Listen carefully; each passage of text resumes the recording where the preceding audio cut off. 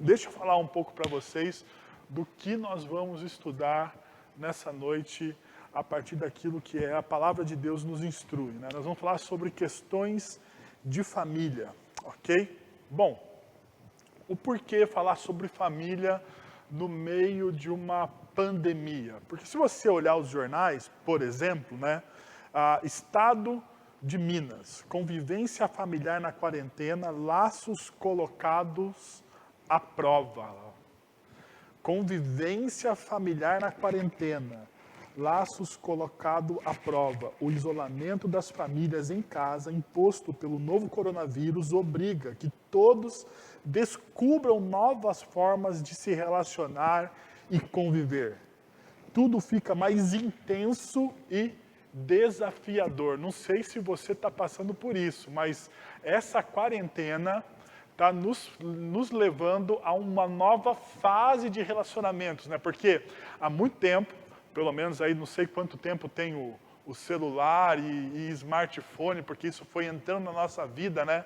Da maneira que a gente foi incorporando esse hábito e que a gente nem sabe direito as datas que isso entrou. Mas a gente não consegue mais viver sem essas tecnologias. Mas a quarentena, apesar da gente ainda ter essas tecnologias à disposição da gente, nós somos agora desafiados a não só olhar para a tela do celular, mas a olhar para as pessoas que fazem parte da nossa família. E aqui está o grande desafio, né? A gente conviver tanto tempo. Se você é como eu, então meus filhos estão um tempo lá no colégio, eu venho trabalhar, a minha esposa sai para os compromissos que ela tem, e de repente a gente se encontra diariamente 2, 3, 4 horas, né? Agora a gente está ficando, por causa da quarentena, 10, 12, 24 horas praticamente. Eu tenho um filho pequeno, então dá algum de acordar de madrugada e você está lá com ele 24 horas ligado na família. E isso cria alguns desafios gigantescos para nós, porque nós não estávamos, a nossa cultura levou a gente para um outro extremo de diversificação de relacionamentos e nós não estávamos mais acostumados a ter um convívio tão intenso na nossa família. Bom, ainda, né, a revista Veja diz o seguinte, ó, subtificação e gatilhos, o drama da violência doméstica na quarentena. O drama da violência doméstica na quarentena. Ainda um outro periódico do G1, ele diz, violência física, sexual contra mulheres aumenta durante o isolamento provocado pelo coronavírus. E são dados da Organização Mundial da Saúde. Na China, por exemplo, os divórcios aumentaram em mais de 20% ao final da quarentena. E como nós estamos numa cultura global, isso não vai ser diferente no nosso país. Isso não vai ser diferente no nosso país. Então, uma pergunta que fica sobre tudo isso que nós estamos vendo, isso é uma crise, essa crise de relacionamentos é uma crise por causa da pandemia, uma crise pandêmica, ou é uma verdade oculta? Porque dos nossos relacionamentos, como nós estamos vivendo tão desconectados da família, ao nos encontrarmos agora, nós nos encontramos como se fosse com pessoas desconhecidas. Nós não sabemos muitas vezes que pessoas que vivem na mesma casa têm hábitos, ou nós desconhecíamos ou ignorávamos esses hábitos. E neste momento, a gente tem que parar para pensar, será que de fato os nossos relacionamentos familiares, eles são profundos, são verdadeiros, são reais? Ou, como a nossa vida antes da pandemia, os nossos relacionamentos familiares é muito mais parecido com as redes sociais que nós frequentamos. Nós usamos os nossos relacionamentos familiares para aparecermos nas redes sociais. Então nós postamos os momentos fantásticos que nós temos em família, viagem, mas como ninguém está viajando nessa pandemia, então não tem nada para postar, a não ser as brigas que estão tendo. Então como que agora vai ser isso? essa realidade que a gente está vivendo, essa nova realidade nos nossos relacionamentos. Bem, deixa eu falar um pouco sobre uma coisa que a gente sempre vai tocar a partir de agora, em praticamente todos os nossos sermões, porque eu quero formar em vocês uma nova cosmovisão, uma cosmovisão cristã. E Michael Gore e o Greg Bartholomew, no livro Introdução à Cosmovisão Cristã, de 2011, ele diz o seguinte: nossa cultura é uma cultura que busca sentido, e busca de sentido. A fragmentação que a pós-modernidade infringiu à nossa cultura e o seu solapamento da modernidade deixaram a cultura ocidental cada vez mais sem uma base sólida em que se possa encontrar sentido para se fundamentar suas práticas. A pós-modernidade reduziu a grande narrativa da modernidade a um montão de imagens quebradas, meros fragmentos desconectados. O que o Greg Bartholomew e o Mike Gore estão dizendo é que a nossa cultura pós-moderna perdeu todos os sentidos. Nós somos uma coxa de retalhos. O coração do homem pós-moderno, o coração da nossa cultura é uma coxa de retalhos. Nós, ao invés de nós termos elementos sólidos para viver a nossa vida, nós não temos. Então, por exemplo, a ideia de família hoje, dentro da pós-modernidade, é uma ideia líquida. Existem vários tipos de famílias. Tudo se é família hoje. Se você perguntar para algumas pessoas na pós-modernidade, e eu não estou fazendo aqui, neste momento, juízo nenhum de valores, mas existem famílias que é composta por um homem, uma mulher e um pet. Ou um cachorro, né? Que agora o cachorrinho ganha um nome mais bonitinho, né? Pet. Então, um pet. E aquele pet tem carrinho, aquele pet passeia no shopping. Na minha época, cachorro ficava em casa guardando o quintal. Mas hoje o pet passeia no shopping, tem manicure do pet, tem cabelo do pet, tem carteira de vacinação do pet. E aquilo é uma família. E se você for brigar com aquelas pessoas, dizendo, não, mas isso não é uma família completa, faltam os filhos. Ela vai falar, a pessoa vai olhar para você e vai dizer assim, mas o meu filho é o meu pet. Fragmentação. Isso aqui, para entrar em um pequeno aspecto, eu poderia falar de outros aspectos. Onde homens e mulheres entraram em mais de um casamento e os filhos hoje são verdadeiras famílias mosaicos. Isso é um dos aspectos somente que eu estou entrando com você. Então perceba, a nossa cultura, ela perdeu o sentimento de solidez. Então nós vivemos agora num momento líquido. Ajuntado com essa ideia dessa pandemia. Então assim, aonde estão os nossos fundamentos? Como que a gente passa, e é isso que a gente percebe em cada um desses jornais, falando sobre a dificuldade das pessoas se relacionarem, a dificuldade das pessoas olharem para o outro e ter um relacionamento sincero e perceber no outro as suas mazelas, as suas dificuldades e olhar para o outro com graça. Nós perdemos a capacidade de relacionamentos profundos. Tudo isso porque hoje, na nossa cultura pós-moderna, existe uma fragmentação dos sentimentos. Existe uma fragmentação dos princípios. Bom,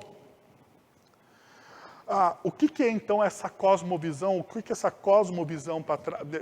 Quais são as perguntas que norteiam uma cosmovisão? Por exemplo, eu não vou entrar neste momento, mas gostaria que você guardasse isso, porque durante as mensagens a gente vai falar sobre isso. O que é o universo, o que é o ser humano, o que é a história, e o lugar do trabalho e o lugar da família. Tudo isso o que é o universo, quem é o ser humano, o que é a história, o lugar do trabalho, o lugar da família, tudo isso tem a ver com a cosmovisão. Ou seja, a cosmovisão não é um conceito teórico, que você fala assim, a cosmovisão e está no mundo das ideias, é um negócio para os filósofos. Pelo contrário, a cosmovisão é a forma com que você enxerga o mundo, ao qual você vive, como você interpreta os fatos que acontecem com você dia após dia. Então, se a sua cosmovisão é uma cosmovisão secular ou fragmentada, e não uma cosmovisão bíblica, você enxerga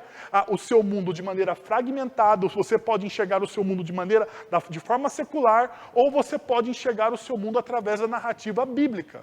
O que eu estou propondo para nós nessa noite é que a gente comece a afinar a nossa cosmovisão a respeito de família. A respeito de família. Como a Bíblia enxerga a família. Bom, eu queria então falar nessa noite diretamente para os homens. Então, se você é uma mulher, não fique triste, porque semana que vem, semana que vem, se Deus assim nos permitir, falaremos então sobre mulheres. Mas hoje eu quero falar especificamente para os homens, ok? Então, homens, eu quero dar um conselho para vocês, como eu fiz com essa mensagem. Que essa mensagem se torne um checklist daquilo que você está, da forma como você está se relacionando com a sua esposa e com a sua família. Sabe um checklist? Você pode pegar os pontos principais e falar assim, bom, deixa eu ver se de fato eu estou me relacionando com a minha esposa, com os meus filhos, da forma com que a Bíblia diz. Isso é ter uma cosmovisão bíblica, é trocar as nossas lentes, a forma com que eu vejo, com a forma com que a Bíblia diz que eu preciso viver a minha vida. Bom, se você é uma moça solteira, se você está procurando um relacionamento, está na hora de você olhar para esse checklist e dizer assim, o cara com quem eu vou casar precisa ter essas características.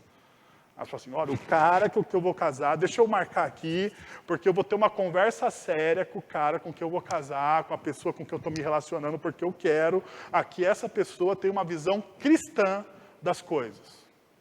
Ok? Mas se você é uma mulher casada e você está junto com o seu marido agora sentado, eu quero convidar você a fazer duas coisas. Primeiro, não dê cotovelada no seu marido enquanto eu estiver falando. Não dê, ok? Não é esse momento de você dar cotovelada, olhar torto para ele e cobrar ele.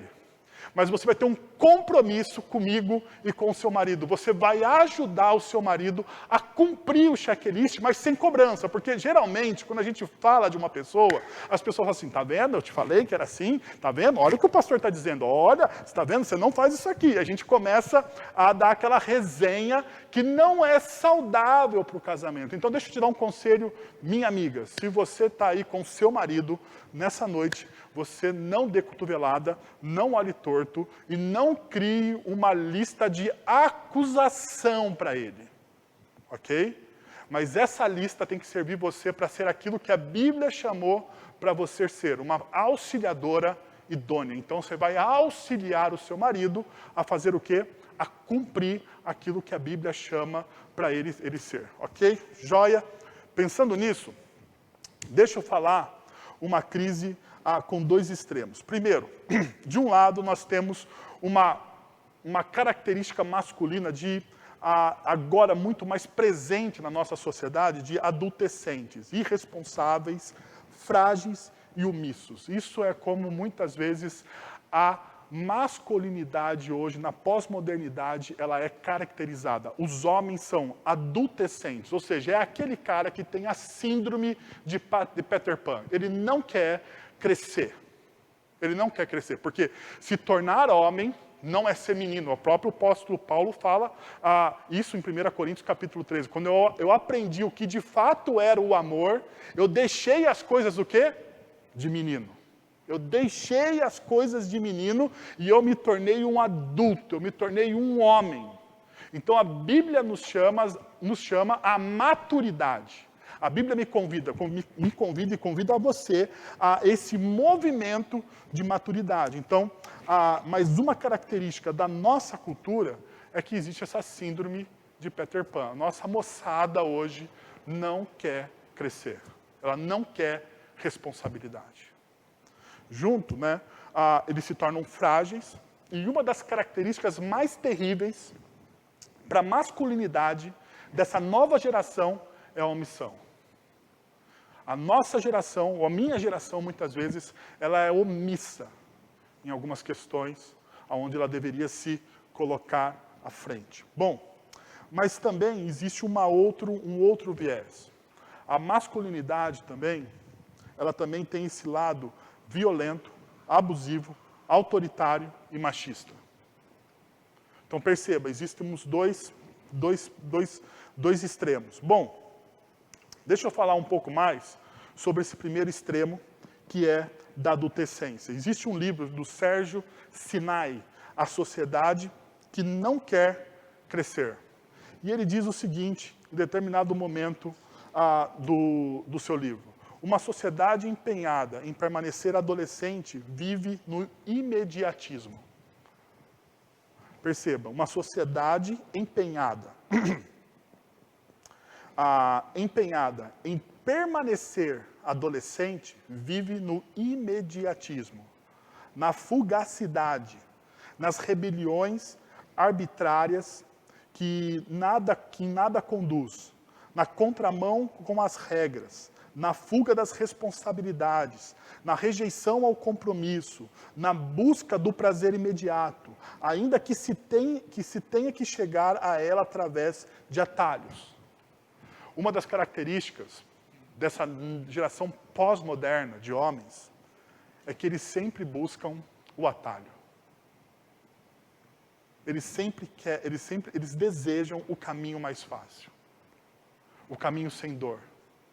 Eu não sei porquê, mas dentro dessa nova geração de homens, ou melhor dizendo, de meninos, porque não são homens, eles fogem das responsabilidades, eles desejam o prazer imediato, eles odeiam a responsabilidade e eles adoram o atalho. Eles adoram o atalho nas questões da sexualidade, eles adoram o atalho na questão do sucesso.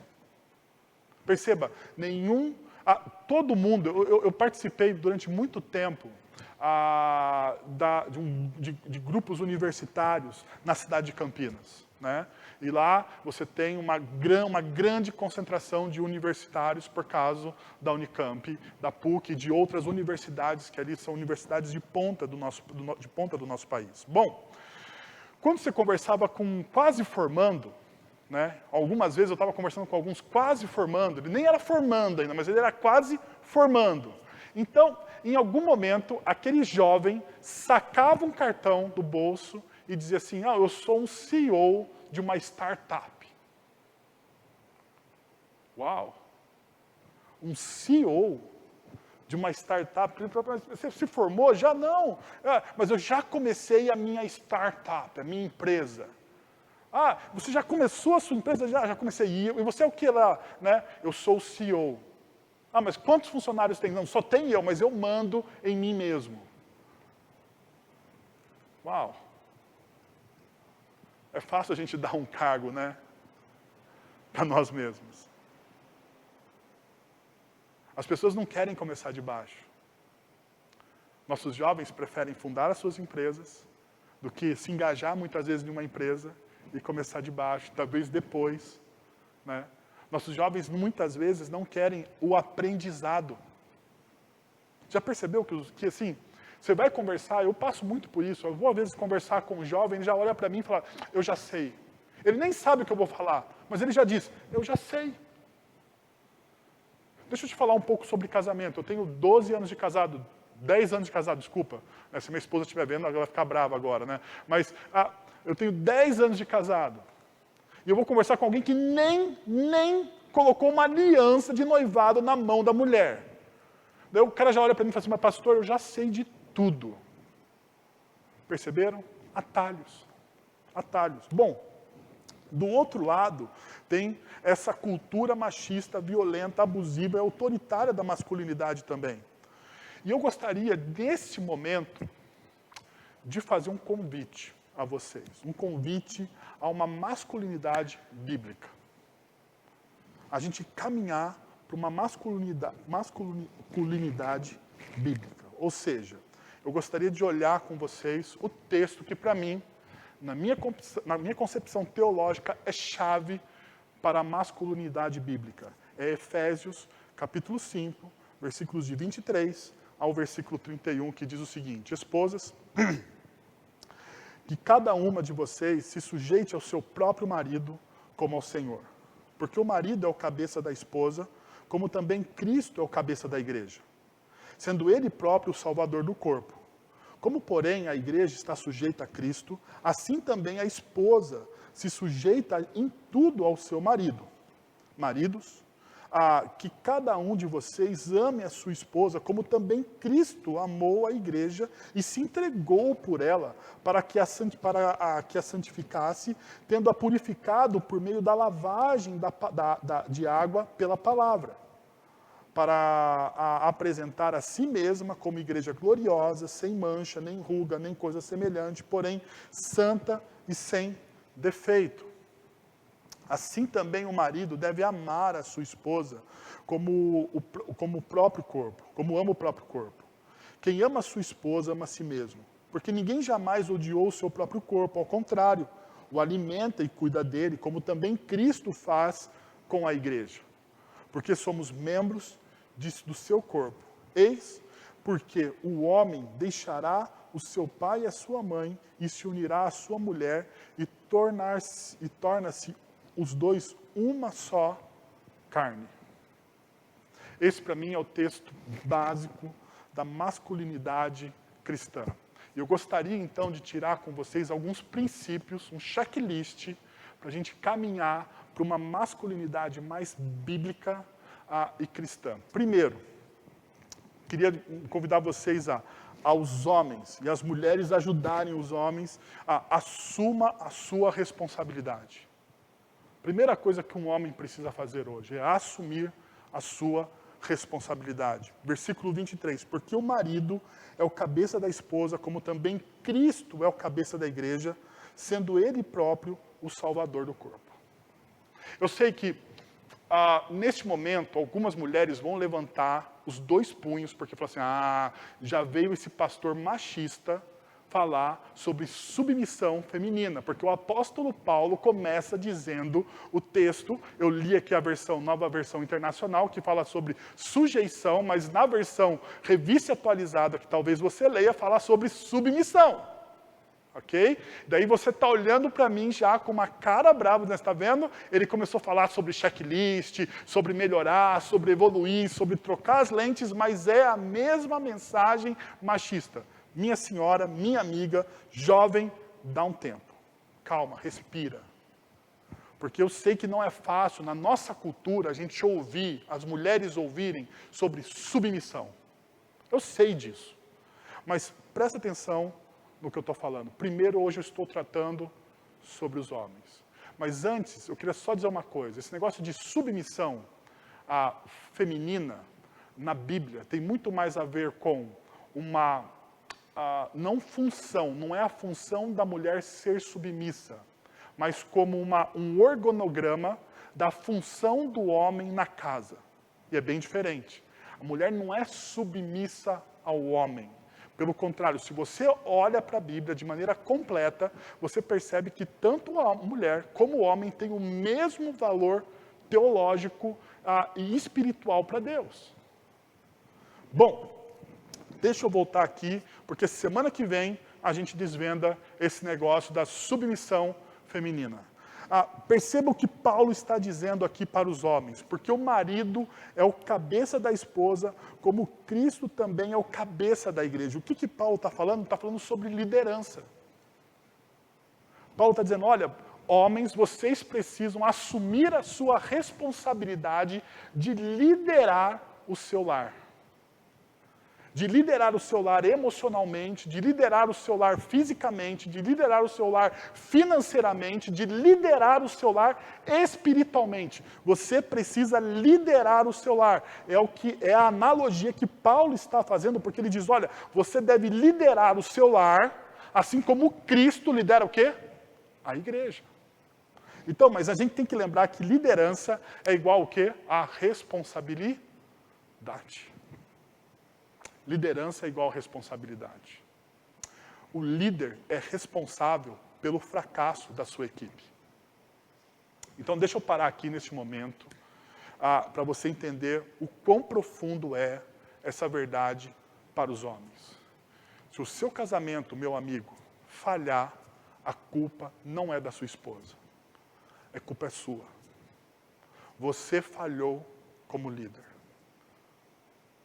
Se o seu filho se envolver com coisas ilícitas, a culpa não é do seu filho, a culpa não são das más companhias que o seu filho andou, a culpa é sua, porque você não liderou espiritualmente o seu filho.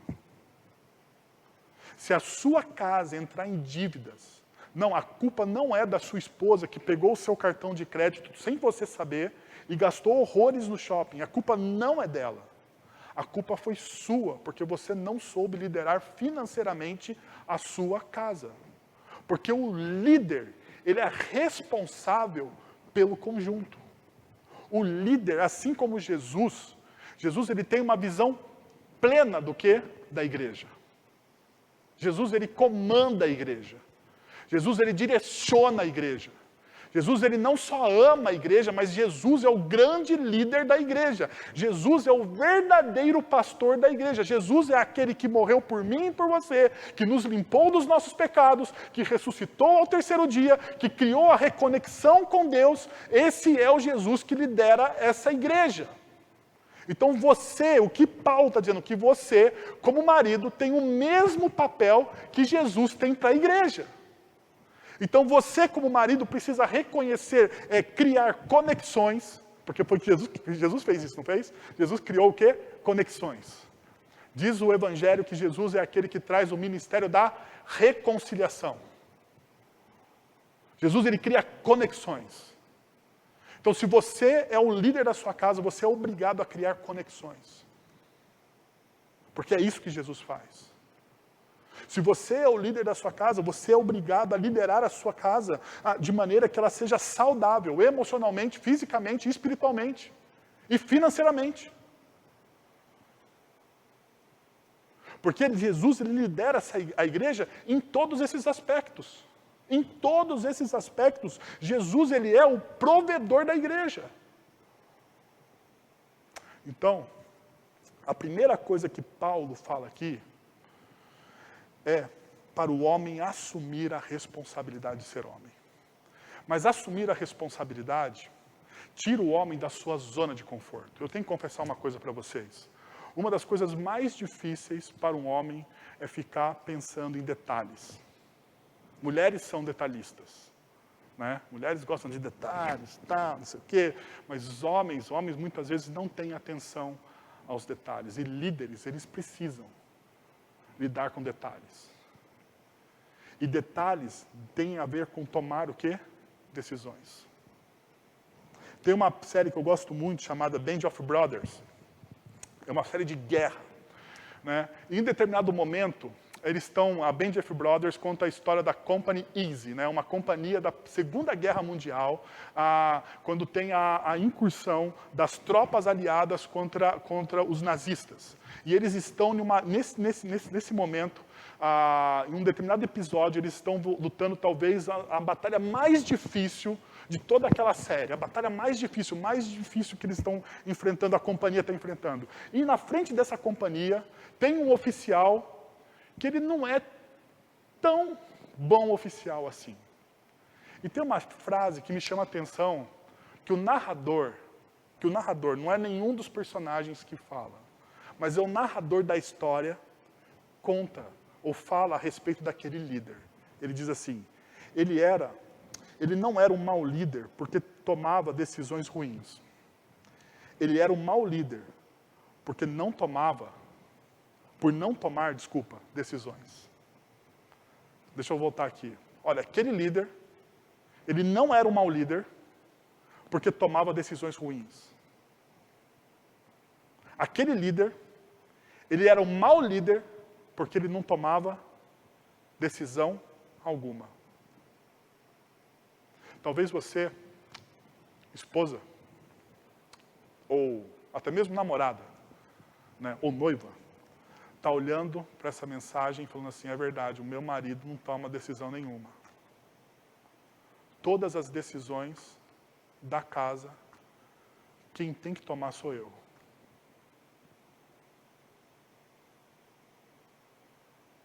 Quem assume a responsabilidade é quem toma a decisão.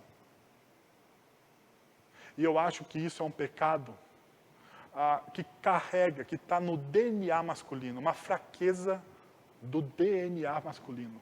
Sabe por quê? Porque volta comigo em Gênesis capítulo 2.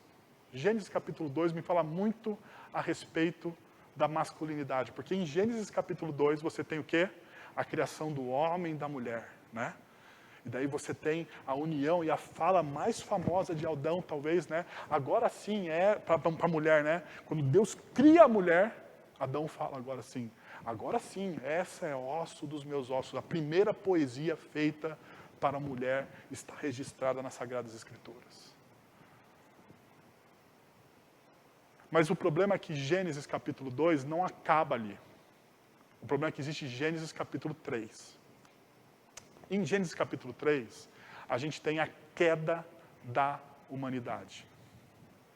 Existe a queda da humanidade. E na queda da humanidade, a gente percebe que, na história da queda da humanidade, a gente percebe que Eva é tentada. Eva é tentada pela serpente, não é isso que está lá no texto? Ok, o texto está lá, o texto é bem claro a respeito disso. A serpente chega para Eva e pergunta, é verdade que o Senhor Deus disse para vocês não comerem nenhum fruto das árvores do jardim? Perceba, ela diz nenhum fruto, a serpente diz. Eva diz, não, o Senhor Deus, Ele disse para nós não comermos da fruta da árvore que está no meio do jardim, que é a árvore do conhecimento do bem e do mal. A árvore que está no meio. Nós podemos comer todos os frutos. Mas a árvore que está no meio não se pode comer. Daí a serpente olha para ela e fala assim, é lógico, porque no dia que você comer daquela árvore, você será como quem? Como Deus. E diz o texto bíblico,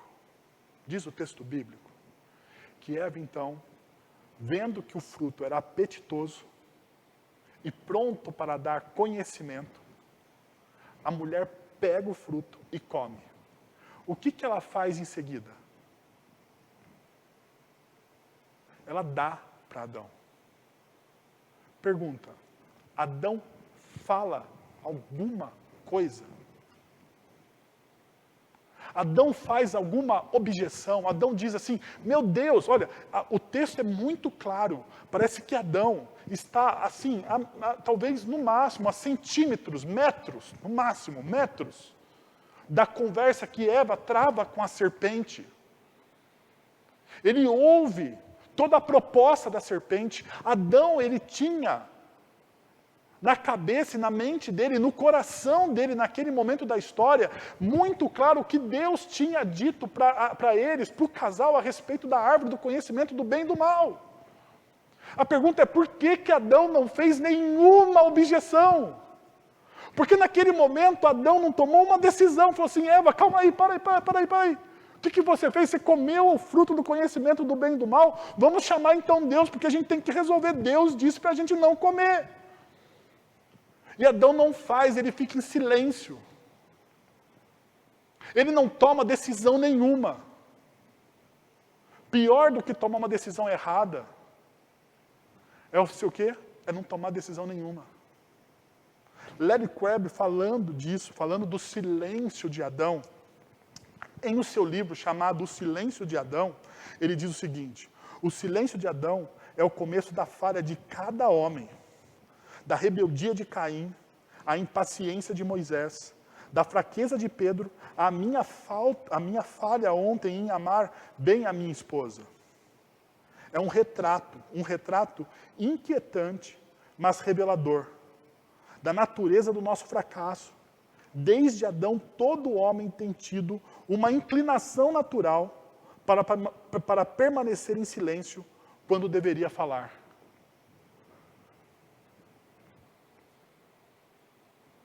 os homens precisam ser incentivados a tomar decisões. O grande problema é que, assim como Adão tem uma inclinação por não tomar decisões, mulheres têm uma inclinação por tomar decisões rápido demais. E aqui nós temos o quê? Um choque. Um choque.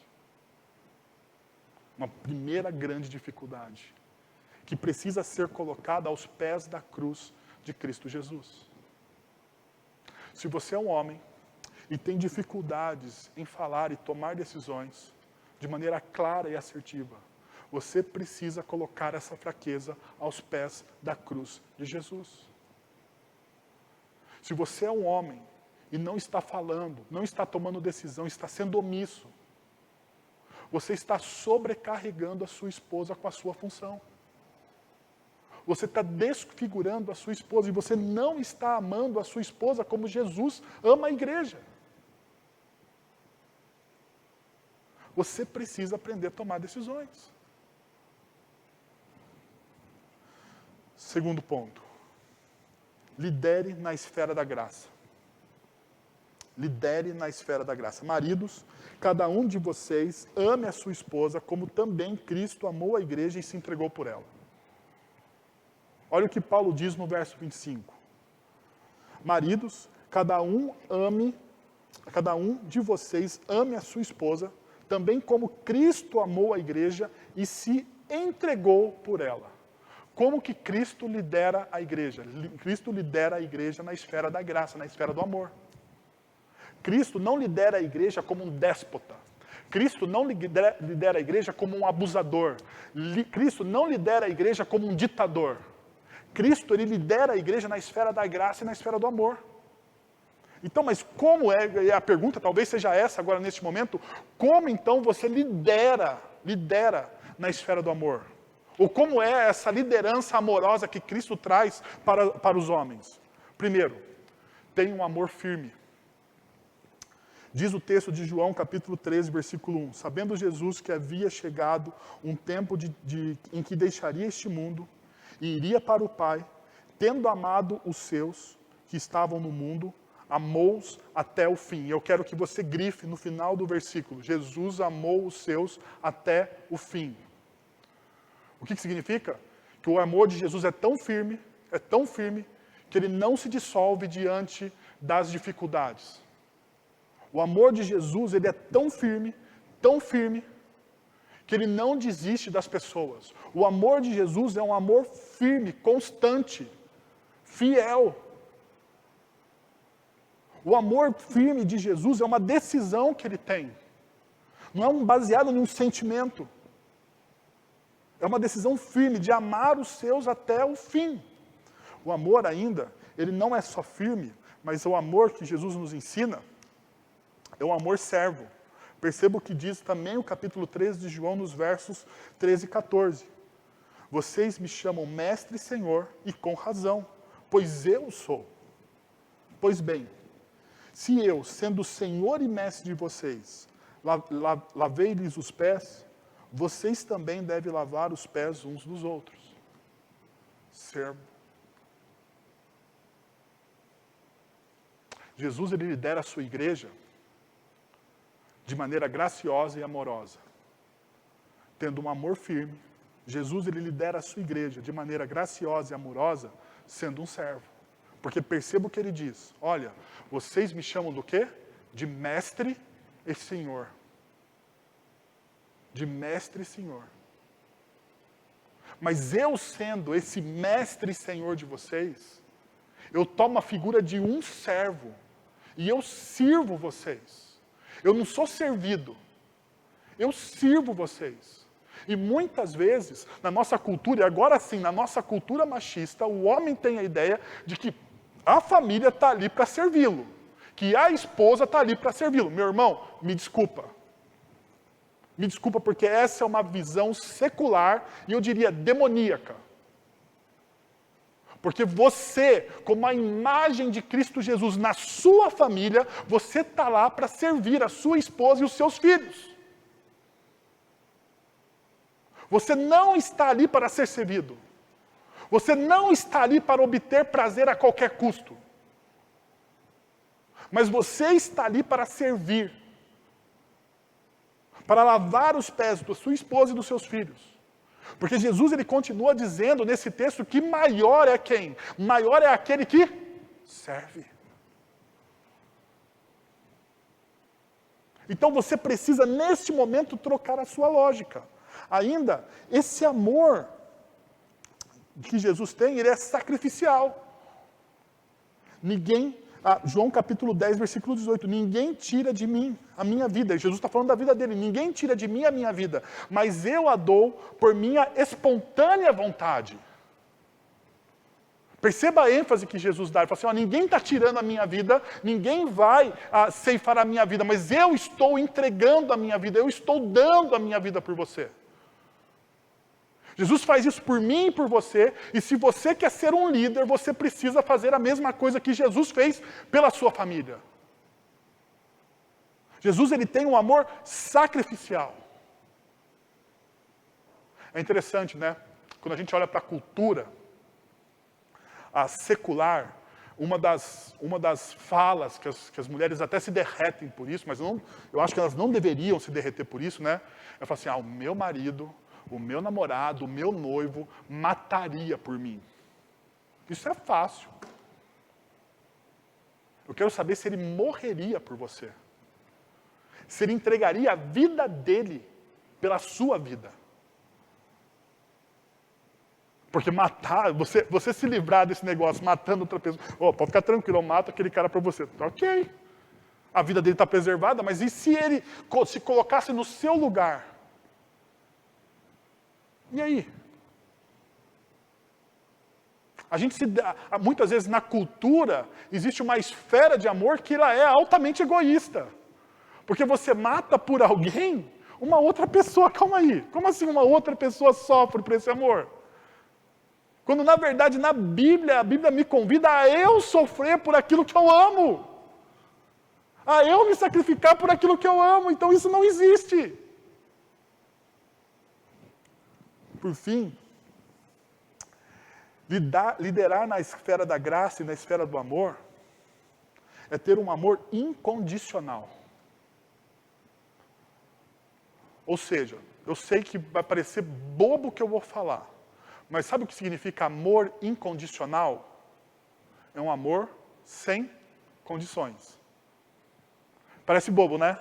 Sim, mas que a gente muitas vezes fala de coisas óbvias, mas a gente não para pensar nisso. Se você vai ter um amor incondicional por alguém, você não tem que colocar o quê? Condições para amar essa pessoa. Perceba, você não está recebendo nada dessa pessoa. Você vai amar essa pessoa sem receber absolutamente nada. Isso é amor incondicional. É a forma com que Jesus ama a sua igreja. Perceba que o texto que eu acho clássico para esse amor incondicional de Jesus, é o texto de Marcos, capítulo 10, versículo 21. Que ele conta a história do jovem rico. E naquela história, você deve lembrar disso, um jovem chega para Jesus e fala assim, bom mestre, o que eu faço para herdar a vida eterna? Jesus olha para aquele jovem e diz assim, olha, se você quer herdar a vida eterna, cumpra os mandamentos. O jovem diz, eu já cumpro os mandamentos, e tal, não sei o quê. Jesus fala assim, falta-te uma coisa, vende tudo que você tem, depois, vende tudo que você tem, dá aos pobres, vem e segue-me. Mas no versículo 21, Jesus tem uma parte do texto que diz assim, Jesus olhou para ele e o amou.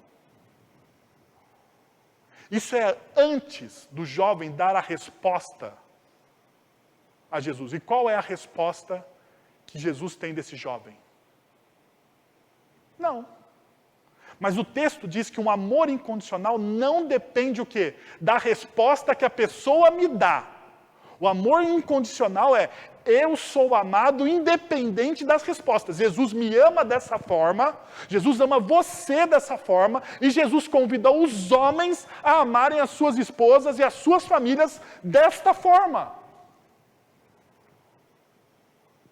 De forma incondicional. Não existe condições para você amar alguém da sua família.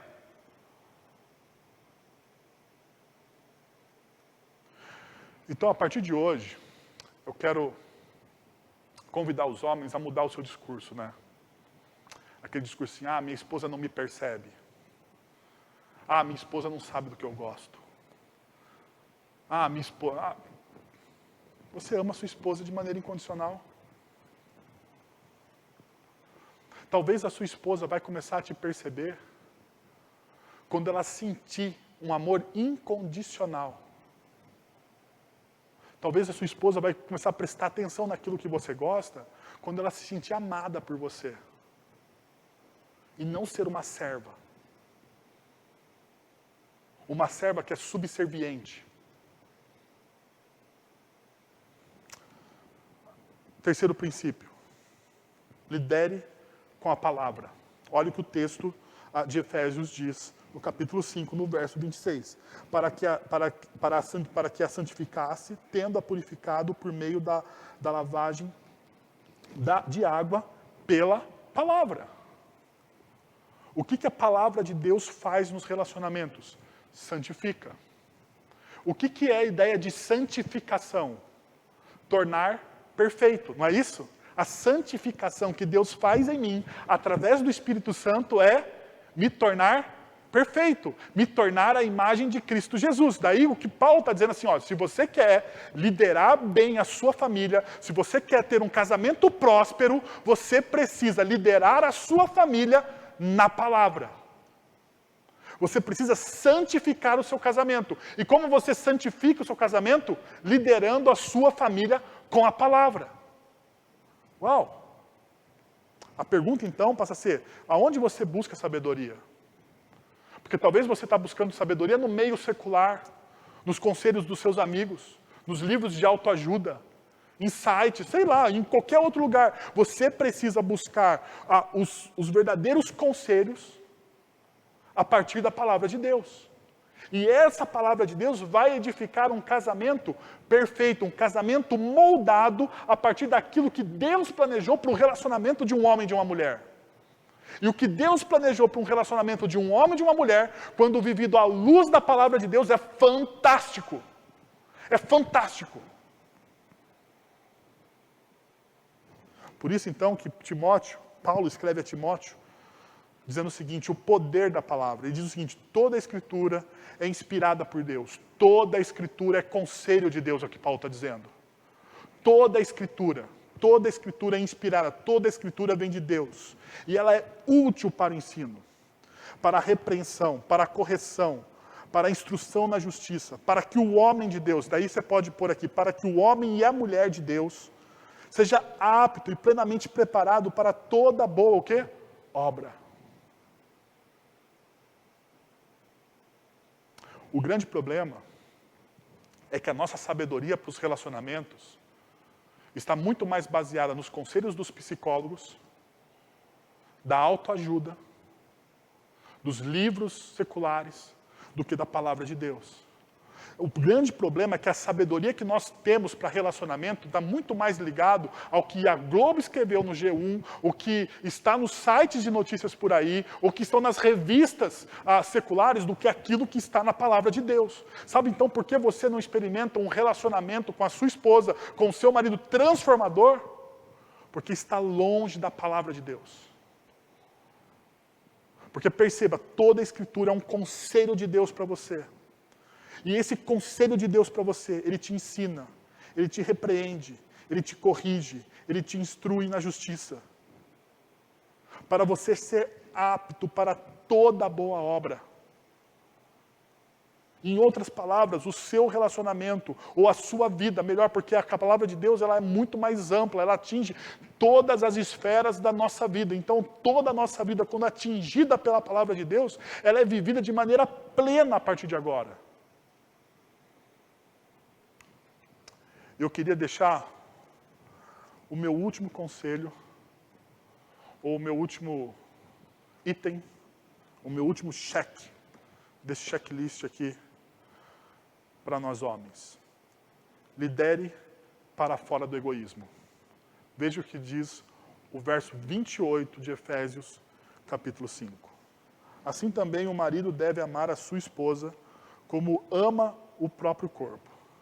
Quem ama a esposa, ama a si mesmo. Nossa. Eu acho que eu nem preciso explicar esse texto. Assim também o marido deve amar a sua esposa como ama o seu próprio corpo.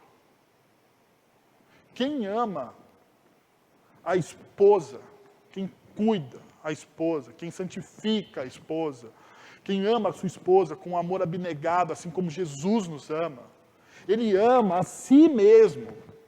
Quem serve a sua esposa ama a si mesmo. Quem se entrega pela sua esposa ama a si mesmo. Sabe por quê? Porque na vida, em casal, a gente conjuga a vida na primeira pessoa do plural. Nós nunca mais, depois que casamos, conjugamos o eu, o meu. Mas é o nós. É o nosso. Porque o versículo 31 do capítulo 5 diz assim: Eis porque o homem deixará o pai e a mãe, a sua mãe, e se unirá à sua esposa, tornando-se os dois uma só carne, uma só pessoa.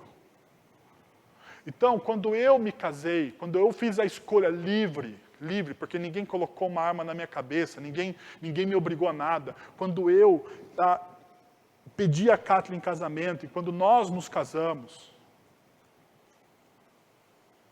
por nossa livre e espontânea vontade, nós paramos de conjugar o verbo na primeira pessoa, dizendo eu, e agora a gente consegue conjugar o nosso. O nosso. Existe um desafio gigantesco, para a gente conjugar esse nosso aqui. Ou esse nós. Sabe por quê? Porque geneticamente, ou melhor, o nosso DNA como seres humanos caídos, nós sempre vamos pensar no primeiro no eu. Eu sempre vou pensar em primeiro lugar no eu. Mas o casamento me leva a romper esse eu e a dizer o nosso. Eu sempre lembro de uma coisa agora, né? Eu gosto muito, mas absurdamente, de sorvete. Eu tomo sorvete até no inverno. Até no inverno.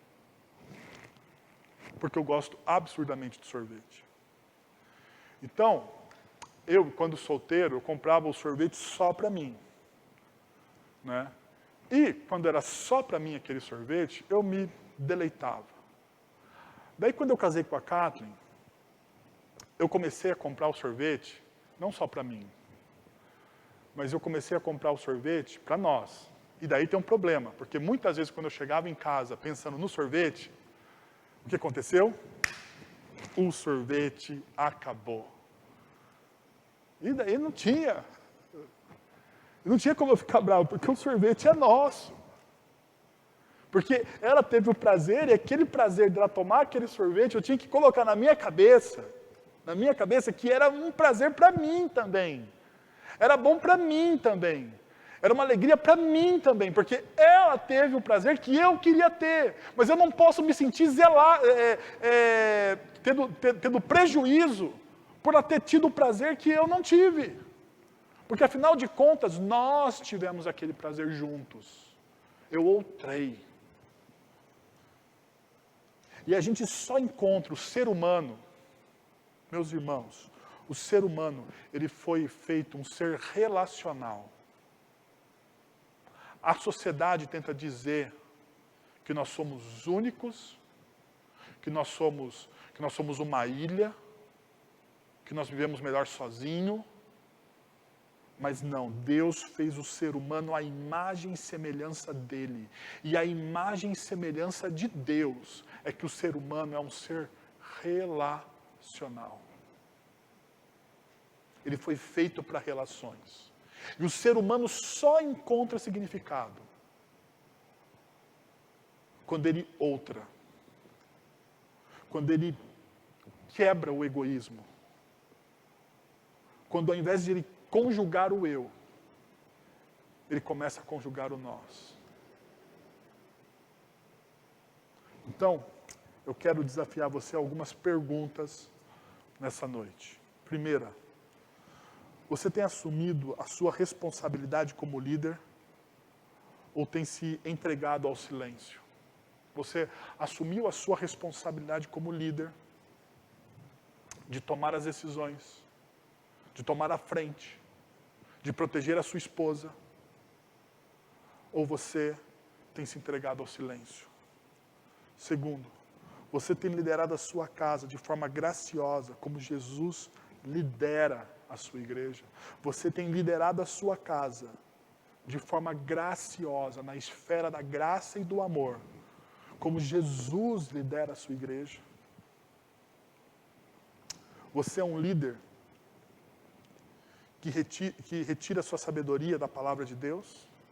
Ou você retira a sua sabedoria do mundo secular? Dos conselhos dos amigos, das revistas, novelas, minisséries, seja lá o que for, enfim. Da onde você retira a sua sabedoria? Por último, você já conseguiu romper a barreira do egoísmo? Parou de conjugar o eu e começou a conjugar o nosso? Ou nós? Nós vamos fazer, nós vamos comprar, nós? Queria convidar você a fechar os seus olhos neste momento, a me acompanhar em uma oração. E após essa oração, nós vamos ter uma música de consagração. Senhor, nós queremos te agradecer por tudo que o Senhor falou ao nosso coração nessa noite. A tua palavra é viva e eficaz, é transformadora. Nós te pedimos, Pai, que em nome de Jesus, essa palavra não morra aqui. Essa palavra, Deus, faça fruto no nosso coração, faça eco na nossa vida. Venha, Pai, para a prática, para o dia a dia, para transformar casamentos frutíferos, para transformar famílias, pessoas, para renovar casamentos, ó Deus, e famílias, e transformar tudo que está à nossa volta. Eu quero te pedir isso em nome de Jesus. Olha para o nosso coração, Senhor, e nos dá graça e misericórdia. É em nome de Jesus que nós oramos. Amém.